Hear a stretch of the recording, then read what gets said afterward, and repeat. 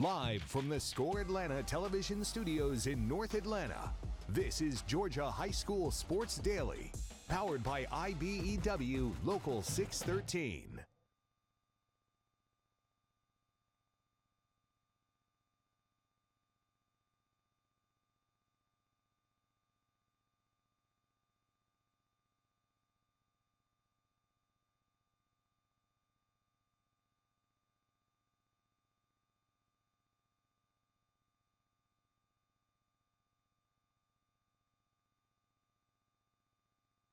London every single game so far. I don't know if Graham put him on his fantasy team or Max did, but 12 catches. He is having a phenomenal season. And I'll give Kyle Pitts credit. He had, I think, 7 or 8 catches in that game. And then on the big touchdown in overtime, he did have a key block. Yeah, he did. I think it's good for just that entire receiving corps getting involved, and they're an exciting team to watch. Well, I think the great thing about the last play was when you get fresh legs into a game like that, it can make a difference, and you saw it there. I mean, he hit that seam, and he was gone. Yeah, I mean, he broke that first tackle, and, I mean, once he had just one block, and I don't even know Kyle Pitts did a good job of not having a block in the back. He had a holding call earlier in the game that I thought was complete garbage, but it was not a hold. But I thought on that play, it was so exciting, and just to see the fans erupt when you take the lead in the division with an overtime victory, it's huge. Well, and I think the big thing before we get to the fast break headlines is it was nice to see Kirk Cousins look like a real quarterback, because he hasn't the first 4 games. Yeah. He had some. He threw the ball. Slant routes, a lot that of velocity. Second touchdown he threw into that crowd. I mean, what a perfect throw that was in the first half. Was a great throw. But just overall in general, I liked because I haven't seen the velocity on his ball the first 4 games. And Craig, the other thing that's interesting is, you look at the Falcons, they could be 5-0, but as easily as they could be 5-0, they could be 0-5. That's true. I mean, all three wins came at the end. Okay, they lost to Kansas City at the end. They should have beaten the Chiefs. All right, and Pittsburgh, it's Pittsburgh and everything, but look, I'm glad they're 3-2, but here's something really interesting. Go back to the Super Bowl season, of course, which was really the last really good season they had. They started off with a loss at home to Tampa, and then they went into a very difficult schedule, all right, and pulled out of that 3-2, and then, of course, they ran the table after that.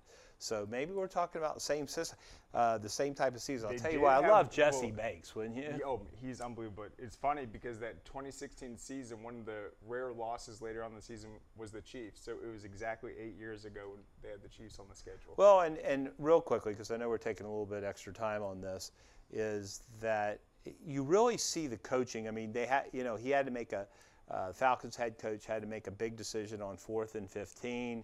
He went for it. Of course, it didn't work. I mean, it's rarely going to work, but he did have 3 timeouts. And then I don't know what Tampa was thinking on their last drive. All they basically had to do was kneel down. They'd get the field goal. And with the timing rules in the NFL, there was no way they would have gotten down for a touchdown without timeouts. Yeah, they're going to be kicking themselves for that, but Atlanta seized the moment, won the toss. I'm happy. That was very exciting. Yeah, Congrats I still don't love the rule though, the scoring the touchdown and not giving the other team a chance. I just love that half the fans don't know if the game's over or not. Yeah, I know. Reminding me of that Peachtree Ridge Roswell State Championship game. All right, let's go to the headlines. I'm going to show everybody this, my 8th grade helmet. You can ask my family. I hold on to a lot of stuff. We'll go over that later and talk about why I probably had a few concussions. But the first headline, Hebron Christian opens up the flag season. The flag season, we opened it up the night before with 4 great games. By the way, you can watch those games, the Corky Kell, Dave Hunter Flag Classic on YouTube, our YouTube channel, Score Atlanta. You can watch that. Hebron Christian opens up flag football season with a 2-0 start. Remember, they typically will play a doubleheader. The Lions 13-4 win over Buford and 34-6 victory over Meadow Creek on Wednesday. And then Mountain View also opened. They actually split their doubleheader in the opener. The Bears did beat Salquinette 12-0, but did fall 14-0 to Decatur. I'll tell you, you weren't there, Craig, but on the flag night, how many girls dressed out for West Forsyth? 81. That's crazy. 81 girls. There were girls that looked seriously like they were in 3rd grade. I mean, I've never seen a difference in size. I mean, it was amazing. But they marched. That's how popular that sport is. No, It's unbelievable. I think it's the future of women's sports. That's what I was talking about. And Najee and I actually, tonight, when you guys watch our football game, we're going to have a breakdown. Najee does it of all 4 games. So tune into that. All right, headline 3. Let's talk a little bit about Harrison this year. They have a new coach. He came over, Coach Salam, from Osborne after leading them to their first ever playoff appearance. And Harrison has a big game tonight against McEachern. It will probably determine the region frontrunner. But the junior quarterback, Xavier Hill, is a big reason why they've been so successful this year. The Hoyas are going to need the production from Hill if they can get past McEachern. Crucial game tonight. He will be the primary focus of McEachern as a potential dual threat. He's been outstanding with 506 yards and 10 touchdowns on the ground, and then 853 and 7 through the air. So he's one of the true dual threat quarterbacks. McEachern will have their hands full tonight. Definitely a game to watch in Cobb County. Do we have Najee? All right, so we got Najee up. So let's talk to Najee, and he's got headline 4. Najee, how you doing? I'm good. How about you, sir? Good, good. All right, I'll go ahead and take number 4. So top high school linebacker Tyler Atkinson from Grayson gives back to his teammates in an epic deal. Obviously, you guys know he's one of 7 athletes to be sponsored and have an NIL deal already with Adidas. So he went in and he gave his teammates new Adidas gear. So after signing with them in June as part of brand ID07 class, Atkinson wasted no time giving back in a heartfelt gesture. He surprised his Grayson High School teammates with brand new Adidas cleats just days after they battled through a game affected by Hurricane Helen. Rated as the number 1 linebacker in the class of 2026.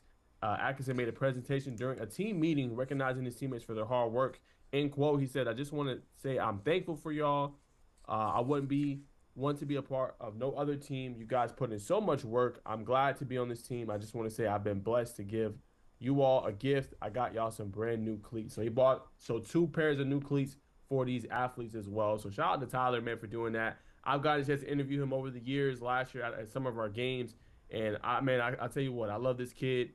He's very humble, how he goes about his business, how he puts others first instead of himself. He has his own brand as well. He's just a great person on and off the field, man. And whatever college gets him, they're going to be very blessed. Yeah, all right, I don't think there's a harder working player in the state. It'd be hard to find. All right, Sorry. Najee, headline 5. All right, headline 5, Kimberly Tober walk-off home run lifts Seconder over the Cula. Kimberly Tobar's solo walk-off home run gave Seconder fast pitch softball pitch a thrilling 9-8 victory over Decula on Wednesday. The Jaguars tied the scores 8-8 in the 6th inning on a ground out from Kaylee Cook, who finished the night with a triple, a double, and 5 RBIs. That set up the heroics in the inning later from Tobar, who also had 2 hits. Marlon Torres had 2 hits, including a home run, and McKenna Major also contributed 2 hits. Anna Marie Nagy was the winning pitcher, giving up 8 runs, 5 earned on 6 hits over 7 innings. Seconder improves to 22-3 on the season. All right, let's go to the Georgia High School Football Daily. Of course, they come out every morning. You can get them. It's free. They've got a big email list. Great stuff. They had their basically statistics today. We've got 2 more rushers that have topped 1,000 yards. Right now, Zayden Cook, I mean, what a season the Chattooga kid is having. 1,494 yards for the Chattooga running back, which is almost 500 more yards than Demetris M.G. Dowdy from Winder Barrow and Darian Roberts from Atkinson County and Jalen Aquino from Drew. Pretty incredible numbers. I think he's at 260 yards per game right now and 12 yards per carry. They are coming off a tough loss, and then they play undefeated Fannin County, ranked number 4 in Class A Division I. So a game to watch for sure, Chattooga and Fannin County. Also, Peach County's Bryson Hewley was named the Georgia High School Football Daily Athlete of the Week. Peach County, Hewley, 6'3" athlete, 175-pound junior defensive back, is the Scout Smart Student Athlete of the Week. Hewley has a 3.9 GPA while taking AP honors classes. He also plays basketball and runs track. They also had some of the national rankings, just real quickly. Cal Preps still has Milton at number 12. Milton's number 4 in the USA Today poll. That's a top 25 poll. There are actually 3 in the Max Preps poll. But it was interesting in the Massey ratings, which of course is computer rankings, the highest seeded or the highest ranked team in the state's Lee County. Lee County's at 14, Carrollton's at 17, Milton is actually at 22. Player of the week, MJ Dowdy, Wendell Barrow. Team of the week, Woodstock. Offensive line of the week, Lee County. Trying to move through a lot of this. Also David Rocker, the great player at Fulton High School. Of course, we will have our Georgia High School Football Hall of Fame on October 26th at the College Hall of Fame. Rocker will be inducted. He was an All-SEC selection at Auburn. First team parade All-American when he came out of Fulton High School. Just a fabulous player. He was actually drafted by the Rams in the 4th round of the '91 draft. Played 4 seasons since retiring. He's worked as a high school, college coach, sports broadcaster, and he's actually a minister now. Trivia question from Thursday. We got this right. In 2001, Chris County accomplished a remarkable feat when the Cougars defeated reigning state champions Americus and Shaw in consecutive games, each time ending win streaks of 20-plus games. With the current team that has its eye on matching this accomplishment, and that's Lee County. If they can defeat reigning state champion with winning streaks of 20-plus games in consecutive games. So the Trojans beat Coffee after beating Thomas County Central, then they will do this. Real quickly, I was at, we'll talk a little bit about this later, I was at the ceremony to honor Jimmy Dorsey last night. Of course, Dorsey Field named over at McEachern. And I brought this in because I wanted to show you this. So this is my 8th grade helmet. It won't fit now. My head's a little bit too big. But I wanted to show you the inside of this. So in 1976, we did have I lost the face mask. I don't know where that went. But that's, Craig, that's what we played in. It's rope. Yeah, it is. It's shoelace. Yeah, that is crazy. I mean, that's what we wore. Crazy. Now, I think we went to like a padded type of foam the next couple of years. I think these were out of date, but since we were in 8th grade, they didn't want to spend any money on us, so they used these helmets. That's pretty cool. All right, anyway, got a lot coming up. Got a special guest in our last segment, actually an Olympian. We're excited about that. You are watching the Georgia High School Sports Daily, powered by IBEW Local 213. We'll be right back. The Georgia Sheet Metal JETC equips apprentices with the knowledge and skills required to start a rewarding career in the sheet metal industry with programs in HVAC, industrial welding, and testing, adjusting, and balancing. Training is 100% free and allows apprentices to earn as they learn. Journeymen graduate with no student debt and have the potential to earn more than most college graduates. Visit our website to learn more about this opportunity at careersinsheetmetal.com. Great teams are committed, focused on the details, and work hard to be their best. From practice to games, right down to their gear. Your field is a critical part of the game that allows your athletes to showcase their athletic abilities. Sports Turf is committed to bringing your team innovative sports surfaces with unparalleled performance. You bring the vision. Our team brings it to life. Man, you know how to do this? Man, I don't even know. I was flipping burgers last week. Violation, unsportsmanlike conduct, impersonating a craftsman. Skilled trade unions are well-trained career pros, not part-timers. Construction is a rewarding and lucrative career with the advancement potential, but you have to do it the right way with the right training. Learn how you can be a pro. Find your career at GeorgiaConstructionCareers.com. This makes my dad proud. He went through his whole career as an employee. Now I'm the employer, something he didn't achieve. We are signatory to IBEW and do IBEW people wherever we go that we feel like they are faster and better than any of our competition. The advantages of being a signatory contractor is you're trained employees. You have unlimited manpower. It allows me to bid on jobs that I ordinarily would not go after. Georgia High School Sports Daily is brought to you by the International Brotherhood of Electrical Workers, Local 613. Electrify your career. All right, I want to welcome everybody back to the Georgia High School Sports Daily, powered by IBEW Local 613. 613. And this is our Friday edition. Of course, we're on every day from noon to 1. You can also check us out. We repeat the show every night on the Peachtree Sports Network at 11 o'clock. Got a big game tonight. We're going to be going over to Sprayberry High School. Creekview's heading over. We're going to bring in our recruiting expert from On3, who owns the Georgia site for On3, Rusty Mansell. Rusty, how you doing? Good, man. Good. Hope you guys can pick me up. I just pulled over on the side of the road. I'm already on the road getting ready for tonight's game and pulled over to join y'all. Hope you got me. No, we appreciate it. Can you see us at all or no? Yeah. Yeah, well, I was showing everybody the 8th grade helmet they gave me in 1976, Rusty, on the inside. Is that sponsored by CTE? Yeah. Oh, my goodness. I mean, this thing, look at this thing. I mean, this is brutal. This is 1976. I can't put it on my head's obviously gotten bigger. But this is how we protected ourselves with this. It's like shoelace material. It's crazy. And what's better is your parents sent you to practice and said, this is good enough for you, IJ. Go ahead and knock heads today. We'll see you tonight. I told Craig that I think what happened, I think they had the padded helmets by then. I really did, because they had the padded sides on these. But I think they were too cheap at Lakeside. They said they're 8th graders. Who cares? So anyway, Rusty, how you doing? Hey, we didn't get a chance to ask you just your opinion. What a great football game between Georgia and Alabama. And, I said this and I believe this, and I would like you.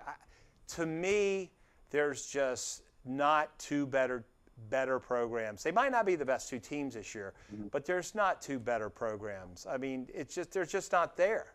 I mean, it's Alabama and Georgia. You can say what you want about Ohio State. You can say what you want about Texas until Texas makes it through the SEC. Not a big believer.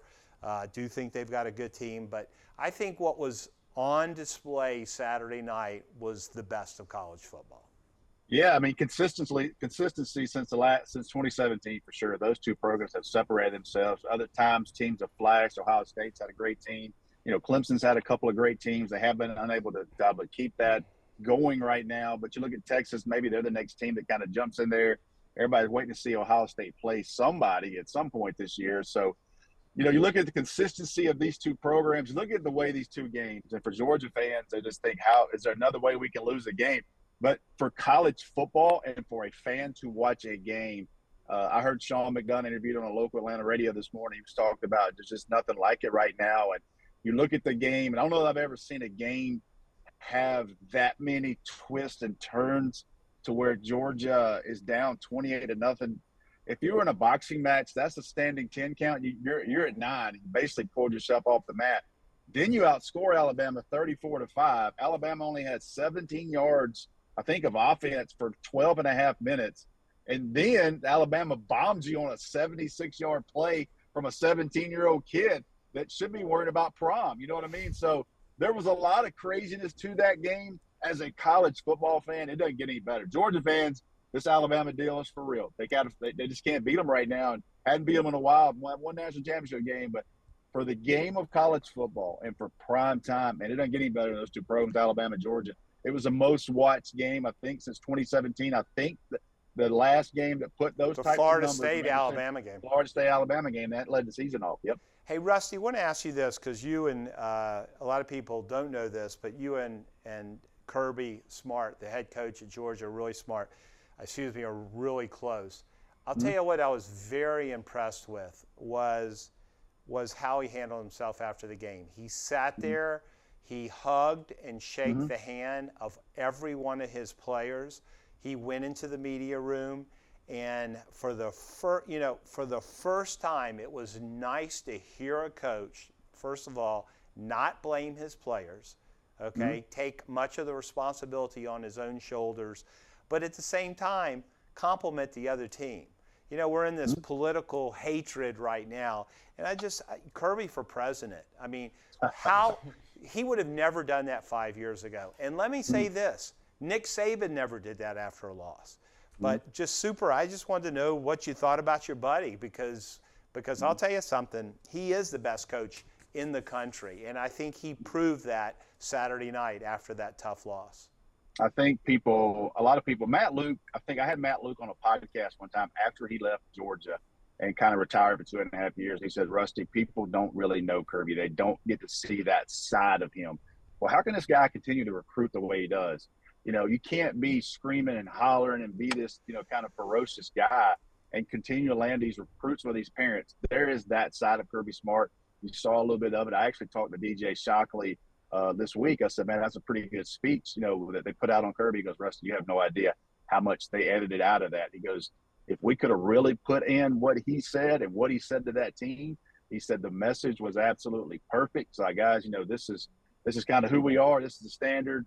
I thought Kirby, that for me, the only time I've ever seen Kirby Smart do that was in 2017 when they walked off the field in the national championship game and they're losing that game. He waited on Jake Fromm, and he walked off the field with Sony and Nick. You know, he kind of understands the moment. And listen, IJ, you understand this, being at this as long as you have. It's a little different for Kirby because this is where he played football. This is where his wife played college basketball. This is where he's raising his kids. He's a graduate at the University of Georgia. It's not just a loss for him. He understands the pulse. This is his team. He is truly vested in Georgia. So I thought it was good, you know, but listen, you know, the Georgia fans love Kirby Smart. But this Alabama game, whatever reason they can't beat them right now, it is one of those games. But, again, I can't say it enough. For college football, that's as good as it gets. It's must-see TV, and they're going to deliver. I didn't think they were going to deliver when it was 28-0 because they had zero answer for Jalen Milroe. But they were able to fight back. Credit that. We'll see where it goes. I did say yesterday on Dogs HQ, I put an insider note. I guess for the first time in a long time, a player stood up and spoke after the game. And Jalen Walker asked Kirby if he could address the team. And DJ Shockley told me, he said, Rusty, what that guy said, I really wish we could put out. So you look at things like that, we'll find out. Was that a turning point? Does that make Georgia better going down the line? We'll see. But little things like that kind of add up when you start building the process of going through a tough season. One other thing crazy, IJ, I said this week, Georgia is now 4-1. If you think about it, potentially they could play 17 games. Most likely not going to play 17 games. But if they were going to make the national championship now, they're going to play a minimum 15. They got 10 more, maybe 11 more left. Could play 16. That's how crazy this thing is. Yeah. Hey, Rusty, wanted to ask you, I was watching some highlights, and Craig, join in, please, about this. I don't know that anybody can touch Milton. You look at their offensive line. I was just watching highlights, you know, that big tackle they have that's like 360. I mean, they might be the best football team in this state in quite a while. I mean, they're really, really that. I mean, they're only a 5A school. I don't think they'd have an issue in 6A either. In fact, they might have a better chance of losing in 6A, a less chance of losing in 6A because I think 5A is a little bit tougher at the top. But, I mean, is anybody out there that can touch this team, do you think? Yeah, there's going to be some tough games down the line. But you look on paper, you think about this, IJ, and Craig knows this too. We talked about this. Milton won the state championship last year. They weren't the best team in the state. They were a year ahead. They got hot, and they did what they needed to do. This was the year they're supposed to win the state championship. They had 17 return starters, I believe. And then they go into this. This is the new world now. So don't take this the wrong way. They get 2 transfers. They get Braden Jacobs from Buford, who's committed to Clemson, and then they go get Ethan Barber from Alpharetta, who's committed to Georgia. So then you really got 19 returning starters, and you add 2 major college Power 5 commits to a Milton football team. And I don't know anybody in the state that wants to play Milton on a Friday night and feel great about it. But I will say this, man, that 5A bracket and how strong those teams are defensively, that's not going to be an easy deal. And the next week we get to see them go to Gainesville. That's not an easy place to play. You know, that place, I'm very impressed with Gainesville. So Milton, I think on paper, is the number 1 team in the state of Georgia to me. I would love to see them. But I'm super excited, man, about that 5A bracket because I truly believe There's 7 or 8 teams in 5A at the end of the day that might wind up winning this thing. But on paper, Milton, and it starts with their head coach, man, Ben Reeves. They have a hell of a coaching staff, and it starts with him. Russ, I got to ask you real quick. Did you get to watch the Pepperell game last week? I did, man, and I'm telling you. Oh, boy. Rusty went to Pepperell. I'm telling you. 2 minutes and 35 seconds to go. We're up 13 points. We have the ball on the 30. And we get a penalty. We're literally about to – the game's over. The game is over.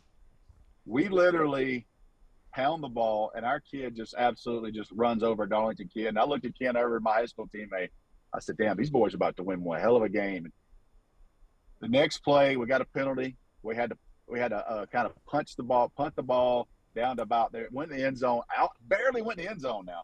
Darlington gets the ball back. The first play, they go 80 yards, touchdown. Make it 20-13. We're 20-14. We're still okay. They onside. Darlington, the first onside guys, they were offsides. We're like, okay, we've seen them lined up. Let's see what they do. They come back and onside it, and I'd be dadgum if they didn't kick the most perfect onside I've ever seen. Kid jumps up, gets it. Okay. We're still ahead 20-14, minute to go. We get it to 4th and 8. 4th and 8. And the game's over. They have no timeouts, about 30 seconds to go. Kid makes a heck of a play, scrambles for 8.5, and I knew at that point it was over. Next play, they score 19 yards, they kick. We get the ball back, guys. Have no idea, like 25 seconds. Somehow, some way, we drive all the way down the field to about the 30. We go and we throw a pass. No, we don't throw a pass. Our quarterback scrambles. 1 second on the clock. We got to go 40 yards. He runs up the middle. He starts latering the ball around. Next thing you know, I can see it from a mile away, guys. You see the blockers. We reverse field. Here comes our guy, run up the sideline. I was like, oh, my God, we are about to win on this play. Our guy gets knocked out of bounds or he got end zone. I don't know the call. One referee throws a forward pass.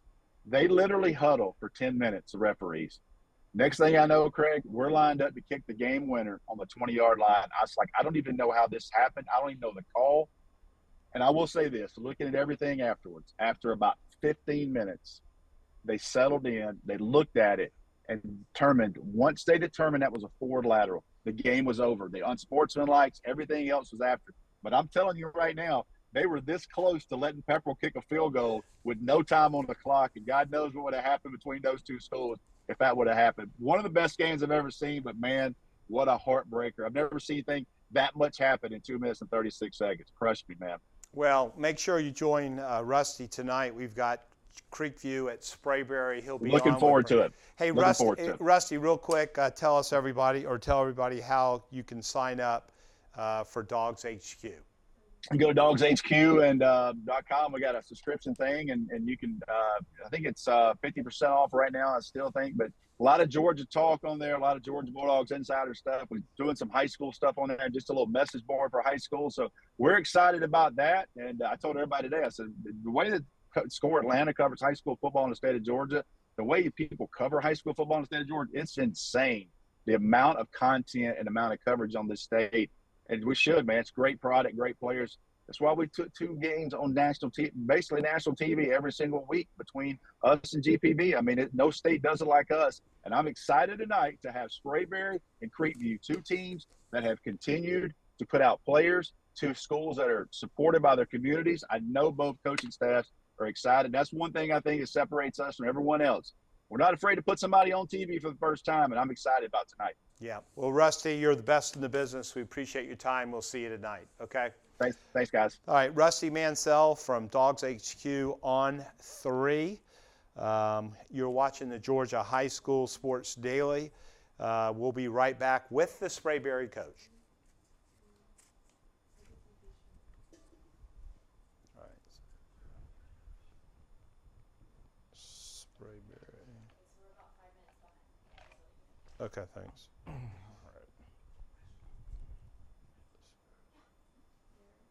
We can go fast on our statewide picks. Yeah. Yeah, that won't take.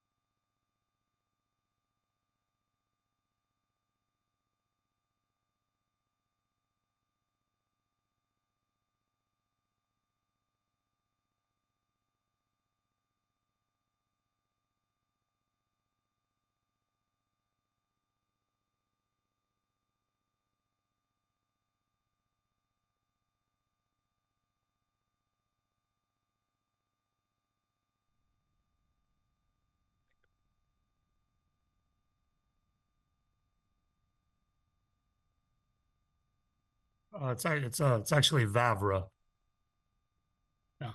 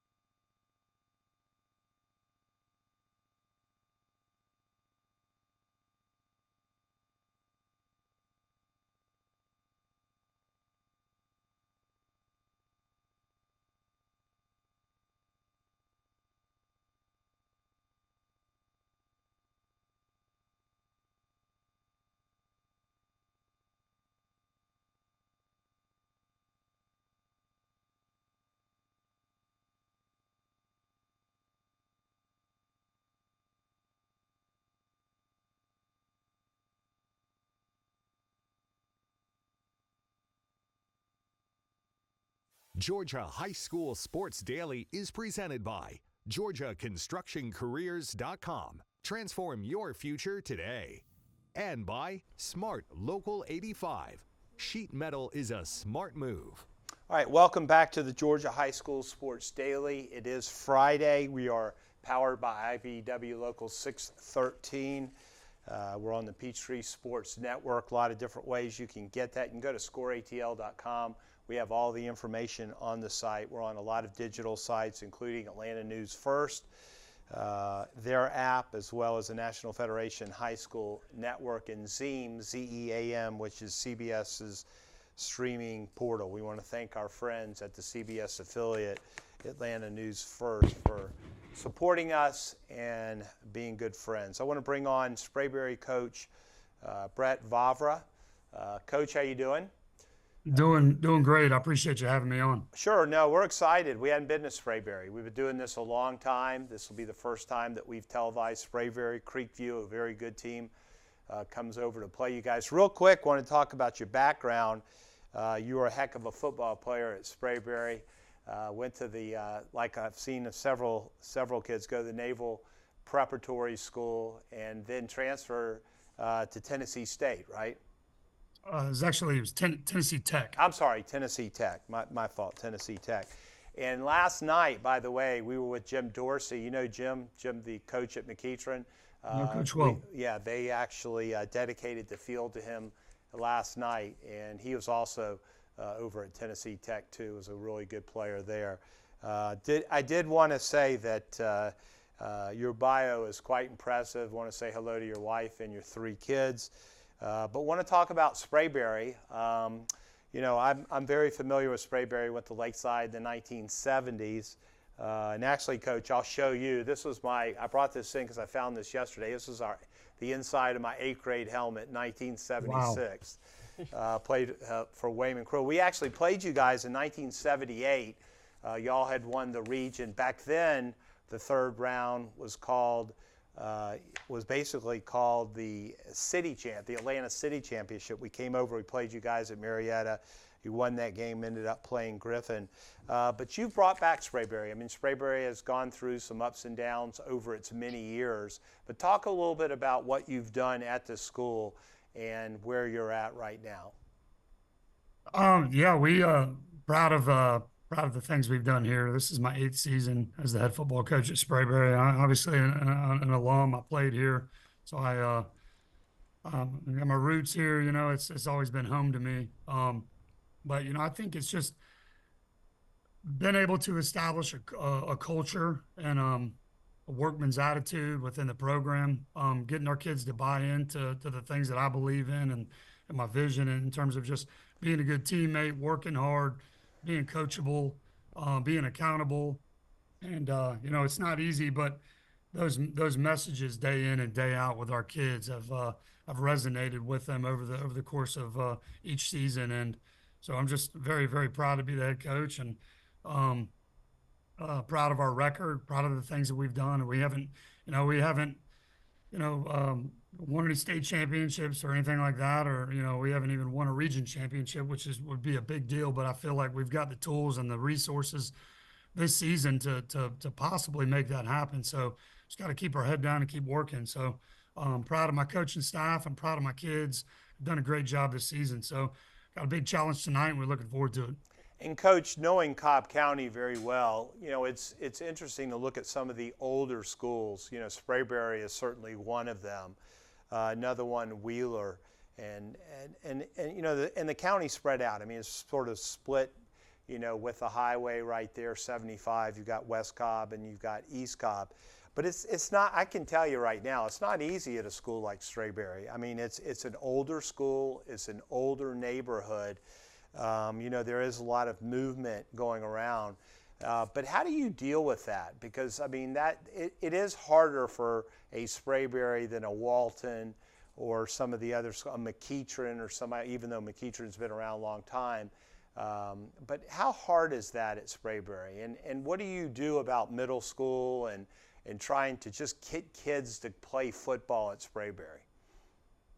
Yeah, there's no doubt. It is a little bit challenging than maybe some of the other schools I've been to or the other schools in the area. But I think just creating a positive environment for kids where they can have fun in football and they're learning the life lessons that you're trying to teach your kids. But you got to make it fun.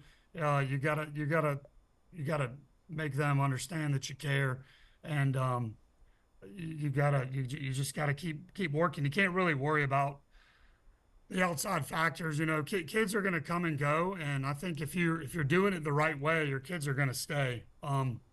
Kids want to win, obviously, but you gotta love on them. You gotta coach them hard, and they gotta understand that you care. And I think in terms of the middle school program, you just gotta. It's the same thing, You got to make sure that your junior program coaches, which I'm super fortunate to have a really good group of them. Leon Prickett's run our middle school program for a long time. He does a great job. He's also a former Sprayberry football player and alum. He does a great job, and coaching the kids hard and making sure that they're doing the things to put them in positions to be successful, but also making it fun for them, and they understand that he cares. And so it's built from the bottom up, really. Those youth programs and junior programs are the foundation of our football program. So I got to know that you care, and they got to be having fun. If they're not having fun, they're not going to come back out. But to me, that's what you do, and you can't really worry about everything else. You just got to keep working. Yeah, Coach, I want to ask you about this matchup. Creekview, they're coming off a very tough loss to Woodstock. It was a game I felt they could have won. You guys you lose your region opener to Pope. I know that was a tough one too. The defense has been outstanding this year, but was that a situation where maybe you guys had turnovers to set up the short field, or was it that FSU baseball commit that was just able to win the matchups? Yeah, I mean, I think it was a combination of a little bit of everything, kind of the perfect storm of, we didn't execute. We had too many mistakes. I think I counted. We had 5 personal fouls. Some of them were, it's not intentional or anything like that, but those keep drives alive, or they kept their offense on the field and maybe gave us bad field position. But that, along with John Stutzer, the receiver and FSU commit for baseball, he made some plays and some really critical situations for him, and we just. It was one of those nights, everything seemed to go their way, and we had some bad bounces. So lack of execution, a lack of attention to detail, coupled with those other things we just talked about, and it turned into a tough night for us, but was able to bounce back, get back on the right track, and I feel really good about where our football team is right now. Coach, we appreciate it. 5-1. We look forward to coming over to Sprayberry tonight for the first game. Wish you the best of luck. We'll see you in a couple of hours. Thanks a lot. Appreciate you having me on. I look forward to it. Thanks. Sprayberry head football coach Brett Vavra. All right, let's take a quick break. Georgia High School Sports Daily, and we'll be back with our weekly picks. Dang, where you get this car? You need to join the union. The Union? Absolutely. She can get 10 of these. Union construction workers earn the highest wages with the best benefits and the most protection in the construction industry. Find your career in construction. Go to georgiaconstructioncareers.com and start your future today.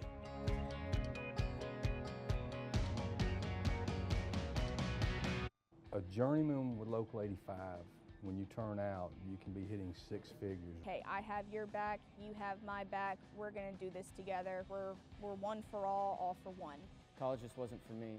Let's look into actual career jobs that wouldn't take college, where I wouldn't, lose money and all that. Instead of losing a lot more money at the end, why not make money and make more money at the end?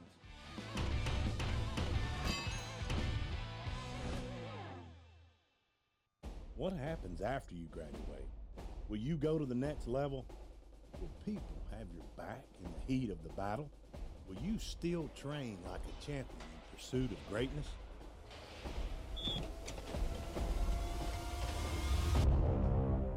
You will when you become an IBEW electrician.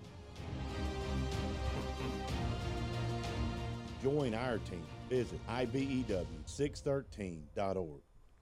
All right, welcome back to the Georgia High School Sports Daily. Every week at this time on Friday, we do our picks. Craig Sager, Najee Wilkins, we'll get straight to them. We pick a game from, did we have a record from last week, or we do our records? We didn't do it last week, but the week before Hurricane. you were 7-1, I was 5-3, I think Najee was I think I was undefeated, Najee, this week. Nah, we didn't do one this week. You were 7-1 2 weeks ago. We didn't do anything because of the hurricane. I'm just kidding. All right, 6A, Collins Hill, Buford. Craig? I'm going with Buford. Najee's got Collins Hill. Buford is a 24-point favorite, so it'd be quite. I think it's going to be a lot closer than that, but Buford. Games at Buford, though, right? Yeah. Najee, why'd you pick Collins Hill? Just going with the upset. I like their defense. If you guys know, obviously, Craig, you know football well. Defense travels. So I think this is going to be a high-end defensive game, defensive battle. It comes down to the end. And I think Catrell Webb and Deuce Gerald, who led the league, or I should say state at one point in sacks, is going to have a big impact in this one and be able to get the ball back to the offense. So I'm going with Collins Hill, major upset. I think they create a lot of pressure. All right, I'm going to go with Buford. Yeah. I'm going to go with Buford. All right, 5A, Creekview versus Sprayberry. Our TV game tonight at 8 o'clock on Peachtree Sports Network. Looks like we've got all three of us going with Creekview. I'm going with Creekview because I saw them lose that really tough game last week. I feel like they're going to have more urgency. They could have beaten Woodstock, and I just think it's so imperative for them to bounce back. I also like their mismatch as senior quarterback. I think Creekview's going to win it. All right, and I think the rest of us feel the same way. 4A, Benedictine at Warner Robins. Craig, you've taken Benedictine. I've taken Benedictine, and Najee, you took Warner Robins. Tell us about that, Naj. Yeah, so I'm going with Warner Robins in this one. I like what Skylar Williams, your senior quarterback, is doing. He's been a Georgia High School Football Daily Player of the Week earlier in the season. I think they can run the ball well. They got a really good defense with Isaiah Gibson, one of the better players in the state, and Rashawn Dinkins, who plays both sides. So I think they're going to be able to create pressure, and I think it's going to be a tough game for Benedictine. I got Warner Robins coming out on top. I believe in their quarterback. Well, and I think what's interesting, that game's at Warner Robins. Benedictine, of course, really a private school is playing up is what they're doing. So that'll be an interesting game. 3A, we've got Troop versus Upson Lee. Both Najee and myself go with Upson Lee. Craig, you went with Troop. I went with Troop. Upson Lee, of course, is coming off that triple overtime win over Mary Persons. I'm just going with Coach Glisson in this one. I think Troop's a little more athletic, but Upson Lee, credit to them, one of the biggest wins in program history last week. All right, now let's go down to 2A, Union County versus Ringgold. All three of us going with Ringgold. I don't think Union County has much of a chance. They have much of a chance in this game, Craig? They do. This is probably the most interesting matchup in Class 2A. It's the first time they've ever played, and Union County's coming off a big 21-0 win over North Murray. And here's the other thing. Ringgold is 5th place in that region right now, and they're ranked number 10. So it's a really important game for them, but it's how deep that region is. You also have North Cobb Christian in there, Rockmart. They still have to play those teams, but one of the bigger games in 2A. All right, let's go down to Class A, Division I. That's Rabun County versus Commerce. That game's being played at Commerce. Craig, you and I have Commerce. Najee's going with Rabun County. Najee? Yeah, I'm going Rabun County. I like what their offense can do. And when you come in this one, they have Reed Giles, who's an outstanding player, very underrated, over 700 yards rushing already. Jacaden Shiflett leads them with 51 tackles as well. Commerce has a really good team. They're going to have to be able to slow down in this one. Tashawn Wiggins, obviously, and Jaden Daniels, so it won't be easy, but I do think they can get enough pressure. I do think they can kind of slow them down. So I think Rabun County, with their offense, will be too explosive for Commerce to slow down. All right, and then we'll go down to Class A Division II. That's Manchester. Is it Bowdoin or Bowden? Bowden. Bowden. Bowdoin or Bowden? Bowden. Bowden. Okay, Bowden. All right, Craig's got Bowden. I've got Bowden, and Najee, you're going with Manchester. You're going sort of against both of us in this one. This game's going to be played at Bowden. Yes, it is. It's going to be a great one. Manchester had a big win against Treon, shutting 34-7 win for them.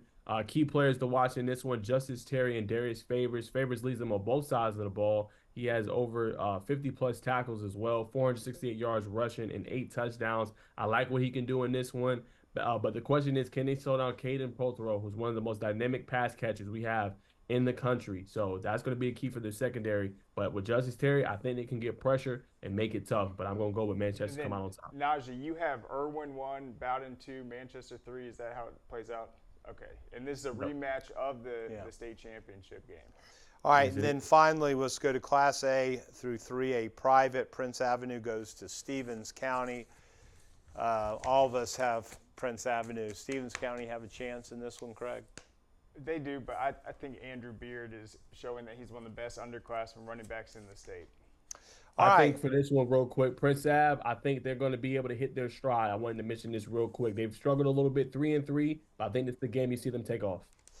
All right, well, that's good. Those are our picks. We will have records next week. I'm in the lead right now, 7-1. I'll take that. This is the most I think we've differed. Najee picked like 5 games different than us, so we'll see. All right, you're watching the Georgia High School Football Daily, powered by IBW Local 613.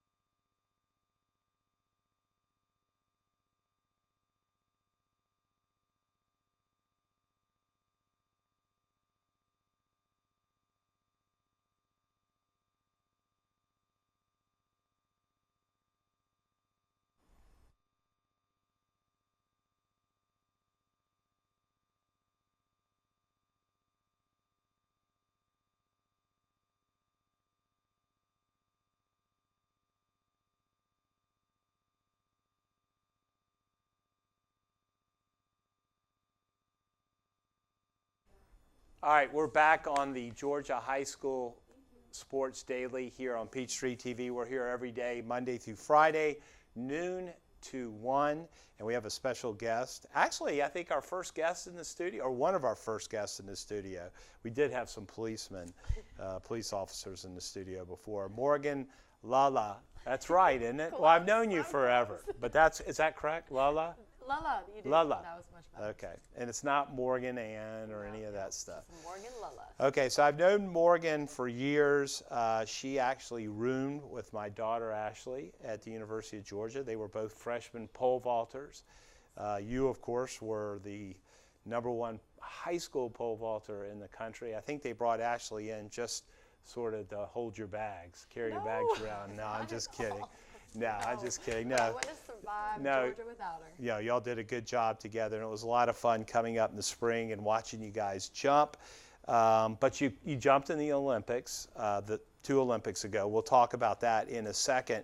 But talk about being such a highly ranked athlete in high school. I mean, you know, we talk about these 5-star football players, but there's 32 5-star football players. I mean, when you were coming out of high school, you were the #1 high school jumper in the country, or at least one of the first couple. Was there a lot of pressure on you?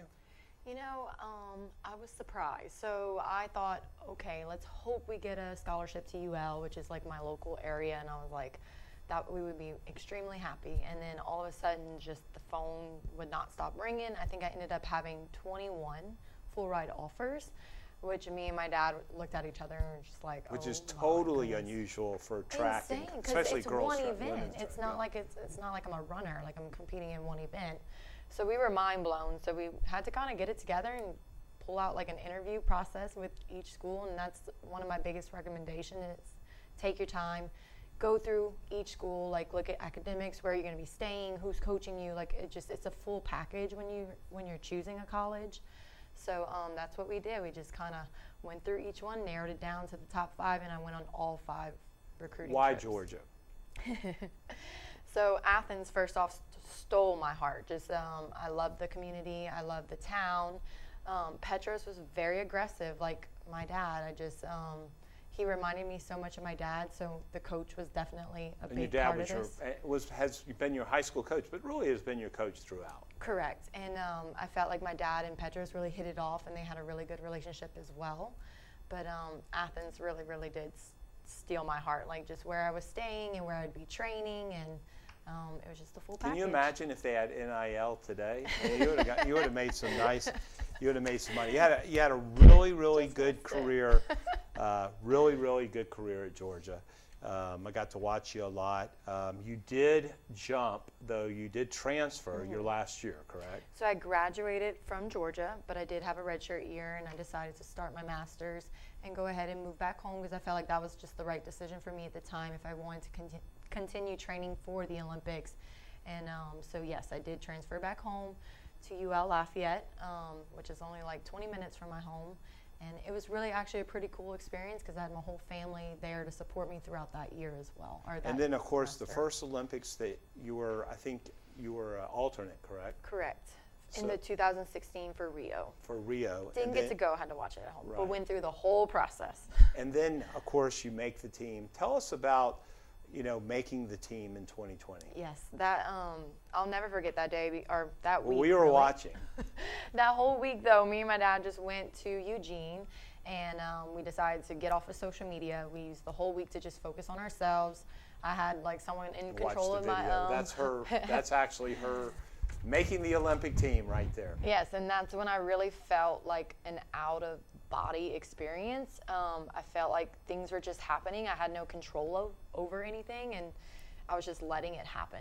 So, yeah, it was a surreal experience. And then let's talk about the Olympics. Because, one of the things I noticed with my daughter, I mean, pole vaulting is much like golf. Mm-hmm. Okay, you either have it, you either have it or you don't. You don't. And you find out real quickly on those early jumps and you have it. But let's talk about the Olympics and the experience there. So COVID was hard, or that COVID Olympics was extremely hard for me, not having my family there and feeling like we were just very afraid of getting COVID. All the athletes were, so there was no real support for each other because we had to keep our distance. So that really freaked me out a lot. But once I kind of adjusted and got into the everyday flow, the experience down on the field was, I think, the best experience any athlete could have because we didn't have that family support. The girls really supported each other. Like, we were cheering as if we were family to one another. So finals actually went better than I thought. I almost didn't make finals, but I'm sorry, prelims went better than I thought. I did make it to finals, which was a huge deal, and I remember being excited about that. And then that night I was like, okay, I'm having a lot of pain in my Achilles. Like, I need to just maybe get a cortisone shot, something to just kind of help the pain. And it turns out that I had a tear. So they were like, nope, we can't give you the injection. And I don't know if, like, mentally I was like, oh no, it's torn. I'm not sure, but finals definitely did not go the way I needed it to. Yeah, but you know what? You're an Olympian, and I mean, that's what we remember, and you'll tell your kids, and they'll tell their kids that you won a gold medal, because by then the story will certainly change and everything like that. So what are you doing today? Tell us about yourself today. So now I'm in medical device sales. So I'm working for Bioventus. I'm actually in charge of a bone stimulator, which is actually pretty cool because back in Georgia, I actually used the device because I had a little stress fracture. So it's kind of cool. It's like a little full circle, and that's what I'm doing now. I'm also coaching gymnastics. My parents still own the gymnastics/pole vault business, New Heights Gym in New Iberia, Louisiana. So I'm a big part of that and building our team there and trying to get those girls. Morgan, give some girls advice, because my family, it was very important for both of my girls to play sports, and not just track. I mean, they played basketball and everything. Of course, now you got flag football. But what advice do you have for girls that that want to play in college and even go to the Olympics or whatever, professional sport, WNBA, whatever? So my biggest advice is try everything, especially if you're young. Like, before you get into high school, try all the sports. Figure out what you like to do. What is your passion? What is something that you don't mind giving day in and day out? And then from there, you just got to set your goals. You got to find your passion. You got to make sure you show up even when you don't want to show up, and take it to the next level from there. Well, Morgan, we appreciate it. We appreciate you coming in town and being a guest on the show. We've always, of course, been a big fan of yours and your family. It's been a lot of fun to watch your career in Olympian, because when we heard you were coming to Georgia, that's what everybody was saying. This girl's going to be in the Olympics. We appreciate it. Thank you. Thank you. All right, you're watching the Georgia High School Sports Daily. Remember, tonight we've got Sprayberry hosting Creekview. That game will start at 8 on Peachtree Sports Network. Have a good weekend. Hey, is the power off on this? I don't know. Just take it off. Safety violation. Unsafe work conditions. In the construction trades unions, safety is our highest priority, and we train you to recognize and speak out on unsafe working conditions so that everyone arrives and goes home safely. Learn about careers in construction at GeorgiaConstructionCareers.com. Beginning the morning you opened your eyes, we spent every waking moment preparing you for the day you'd leave our nest. Whether it's driving to practice or helping with homework, it's all prepared you for, what am I going to be when I grow up? Will you be ready? After much thought, I made my decision to take my talents to the IBEW Local 613. The International Brotherhood of Electrical Workers is not simply a job, it's a career. Visit IBEW613.org to begin a new future today.